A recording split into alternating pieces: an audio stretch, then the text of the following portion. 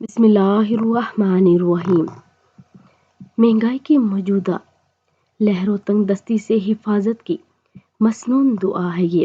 حضرت سیدنا ابو ہریرہ رضی اللہ تعالیٰ عنہ سے روایت ہے کہ رسول اللہ صلی اللہ علیہ وآلہ وسلم یہ دعا فرمایا کرتے تھے: اللہم انی اعوذ بک من الفقر والقلۃ والذلۃ واعوذ بک من ان اظلم او اظلم۔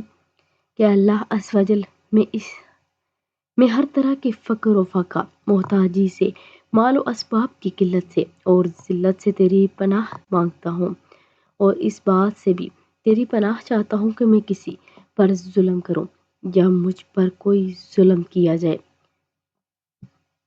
تو آپ سبھی اس دعائے مبارکہ کو پڑھیں، اور اگر ویڈیو اچھی لگے تو لائک، شیئر اور سبسکرائب کر دیں۔ جزاک اللہ خیر۔